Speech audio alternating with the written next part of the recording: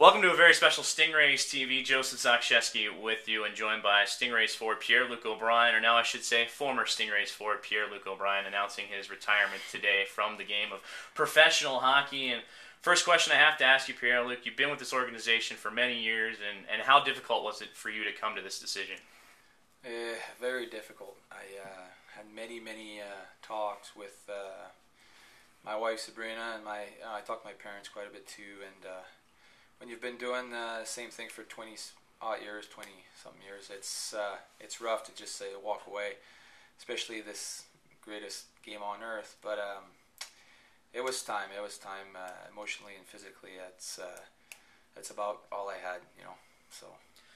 Well, you're leaving, and many fans would look at your stats from last season. You led the Stingrays in points with 52, and now you're 8th all-time in points, and you've only missed 3 games in the last 2 seasons with South Carolina. So you've had a pretty successful past couple of seasons with us. So it seemed like only natural that maybe we could expect to see you this year, just with how well you've done, especially last year. So with all that into consideration, I mean, do you still feel like you had a little bit left, or you just wanted to call it on your own terms, I guess? Well, a little bit of that too. It's always nice to say I'm walking away.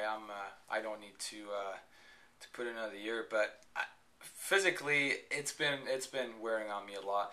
I definitely could have played 1, 2, 3 more years. My body, I can work out. I can get in great physical shape. That's not the problem. It's just at some point you really need to realize how invested you get physically, and it's a pretty rough game. And I'm not a huge guy. And like you said, I don't miss many games. And, man, over the years, I've been banged up pretty hard. And I still feel the effects. We're, in August right now. And but I could have done it. It's just, like I said, talking with Sabrina, my wife, and the family, there are other things I need to look at. And if I turn around, I want to pursue other things now. I'm 30 years old. I turned 30 in July, and it's crazy now. Things are happening pretty fast, and we're looking to maybe have family soon and buy a house, stuff like that. So I mean, I'm glad I had a really good season last year, and my last season was good. So that'll be nice to say down the road in a few years. Looking at your career as a whole, you had some time in the American Hockey League. You went over to Germany for a season, played over there, and then, of course, spent time here with the Stingrays. Looking back on it all, or have you had time to really reflect and look back? And if so, what are some of the memories that come to your mind? You mean about the Germany or about just your career overall? Career, man. So much. Every night I go to bed still. And this is not even the worst part. In September, for right now, I'm still going to the gym. I'm still pushing hard because my mind hasn't told me yet, hey, listen, you're not a hockey player. Stop. I'm still working out. I'm still trying to get in shape. I'm sure that's going to go away with time. But when I go to bed and I put my head in the pillow, I think about everything I've done, and I was so happy and so blessed to be with this organization. It brought me down south. It just introduced me to many great people, and it's been a long ride. I've been really fortunate to first not get traded too. I stayed here my entire career, which is something I can be proud of too. So many memories. I mean, I told you before, Germany wasn't really the greatest experience hockey-wise, but it was a really good life experience. My wife and I, we learned so much from going there, and but hockey brought me so much in my life. I'll always consider myself as a hockey player. It's going to be weird to say, yeah, I'm a businessman now, but yeah, it's been a great ride. You're also able to do something that not everybody gets to say they do, and win a championship. And today you share a day with a man that you won that championship with, and Mr. Matt Scherer, and he is also announcing his retirement from the game of professional hockey. And you guys very close in the locker room, on and off the ice. You hang out together. You spend a lot of time together. You live close by in the Charleston area. So what does it mean to you to go out with him, not just by yourself? With the Silver Fox, I mean, Jared Bettner brought us down south together. I told you that before. We were roommates our first year, and I love Matt like a brother. He's a great guy. He's had a great career too, but just to go out with him, and we're both trying to stay here in Charleston, so that makes it special.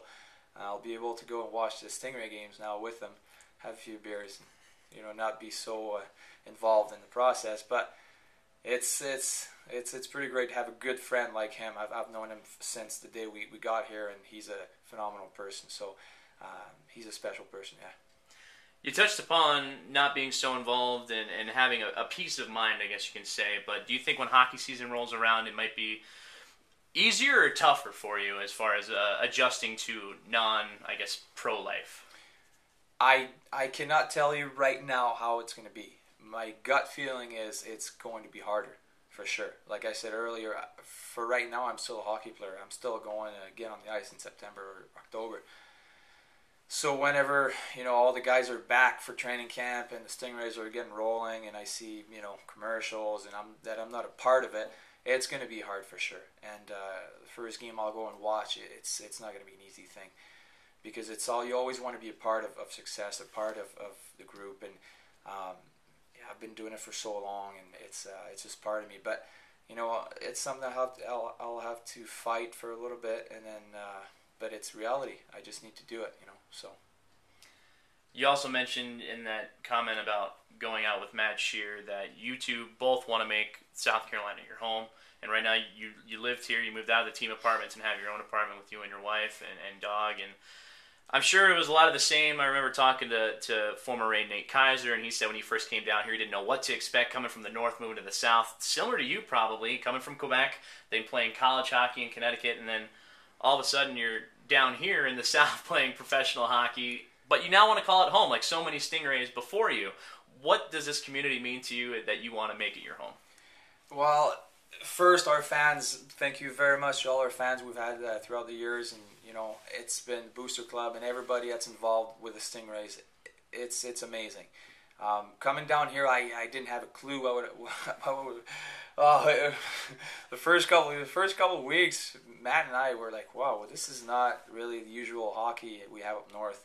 The fan base is really, we have great fans. It's just there's not as many people that are involved with hockey that know hockey. Most people, they don't even know what a stick and a puck, what they do together. They don't even know how to skate. So, which is different from where I'm from, Canada. But it's community is so awesome here, and not even talking about Charleston, the place, the beaches and the golf courses and everything. People are so laid back, relaxed, and really. They're great people. So it's been great to be down south here in Charleston, and my wife just fell in love with the area too when she came the year we won the cup, and we want to make it our home.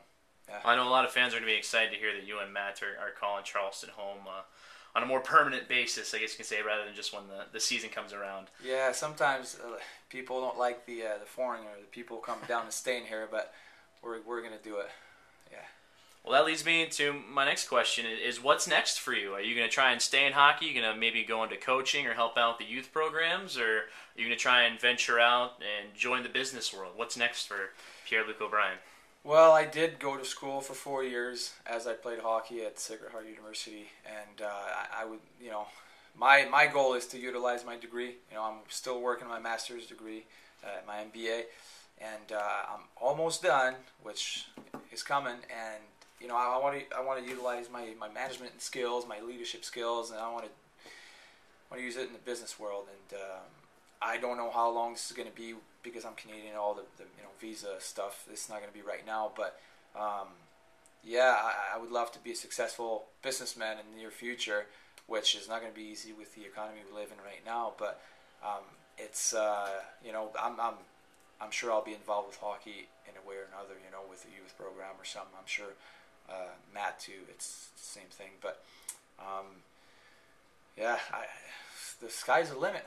Sky's the limit, actually, yeah. Well, my last question for you, we have an alumni game coming up on opening night. Will you be a part of it? Well, I need to find my skates first, because I don't even know where my skates are. If I can still skate, I haven't touched a hockey stick since the season. Something tells me you can still skate. I don't think you forgot. I really hope so, but yeah, I'll probably be a part of it. Pierre-Luc, thank you. Thanks, man.